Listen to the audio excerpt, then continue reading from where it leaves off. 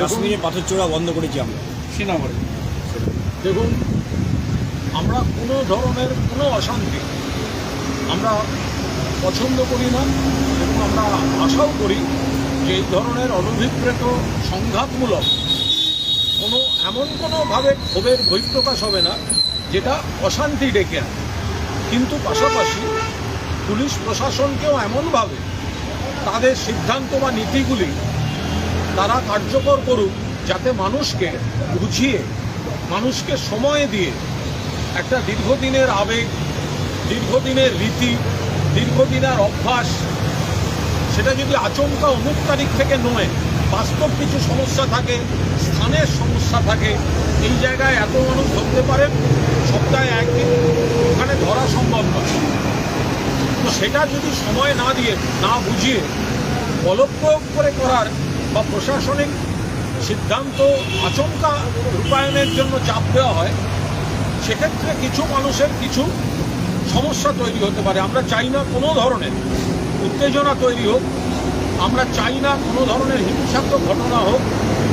ফলে মাননীয় মুখ্যমন্ত্রী যেটা বলছেন সেটা যেমন নিশ্চিতভাবে আমরা শুনতে পাচ্ছি, পাশাপাশি তার পুলিশ এবং সরকারও আচমকা কোনো কিছু চাপিয়ে দেওয়া, একটু আলোচনা সাংগঠনিক নেতাদের সঙ্গে, সামাজিক নেতাদের সঙ্গে, ধর্মীয় নেতাদের সঙ্গে সরকার কি চাইছে সেটা মানুষকে একটু বুঝিয়ে যদি করা যায়, তাহলে মনে হয় এই ধরনের অনভিপ্রেত ঘটনাগুলির কোনো ধরনের আমরা সেটা অ্যাভয়েড করতে পারব।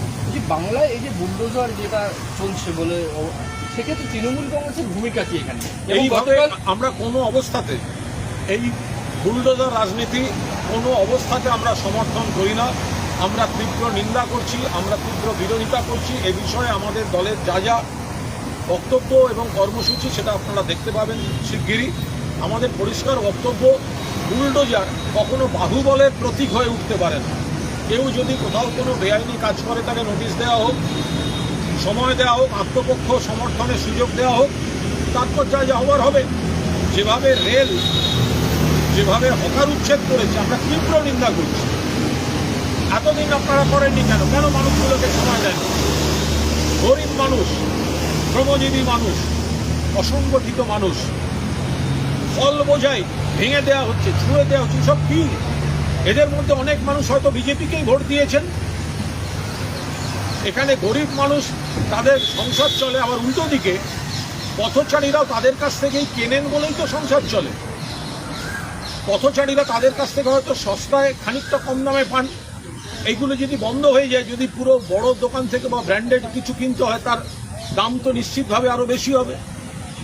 ফলে এই জায়গায় দাঁড়িয়ে যেভাবে গরিব মানুষ, শ্রমজীবী মানুষ, হকারদের উপরে যেভাবে বলপ্রয়োগ করে বিজেপির পুলিশ, রেল যেভাবে হকার উচ্ছেদ যে পদ্ধতিতে করেছে, অমানবিকভাবে সময় দেওয়া হোক, বিকল্প ব্যবস্থা হোক।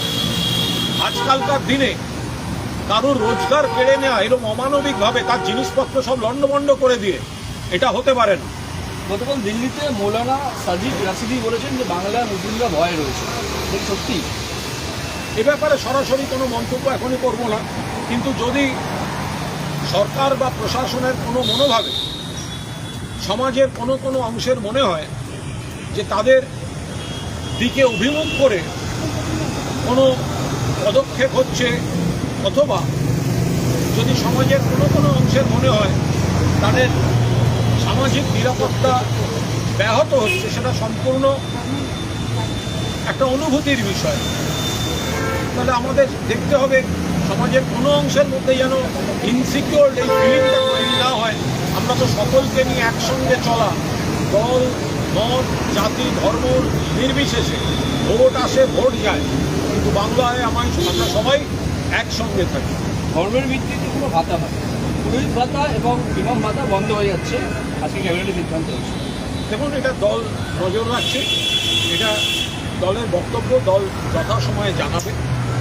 আমাদের একটাই বক্তব্য হচ্ছে, এই যে গরিব মানুষের উপর যে এই হকার উচ্ছেদ, গরিব মানুষকে মিনিমাম নোটিশ না দিয়ে, শ্রমজীবী মানুষকে মিনিমাম নোটিশ না দিয়ে যেভাবে তাদের উপর এই দমন পীড়ন, তো ভোটের আগে সেই কথাগুলো বলেননি কেন? তাহলে এই মানুষগুলো তো অনেকে বিজেপিকে ভোট দিয়েছে, তো বলেননি কেন এতদিন? বলেননি কেন দাম বাড়ানো হবে গ্যাসের? বলেননি কেন দাম বাড়ানো হবে পেট্রোলের? বলেননি কেন দাম বাড়ানো হবে ডিজেলের? বলেননি কেন জেতার পরই আপনারা গরিব মানুষের পেটে হাত দিয়ে দেবেন, রুজিতে হাত দিয়ে দেবেন, বিনা নোটিশে অমানবিকভাবে কোনো রকম বিকল্প ব্যবস্থা না করে হকার উচ্ছেদের নামে গরিব মানুষের পেটে হাত দেওয়া হবে?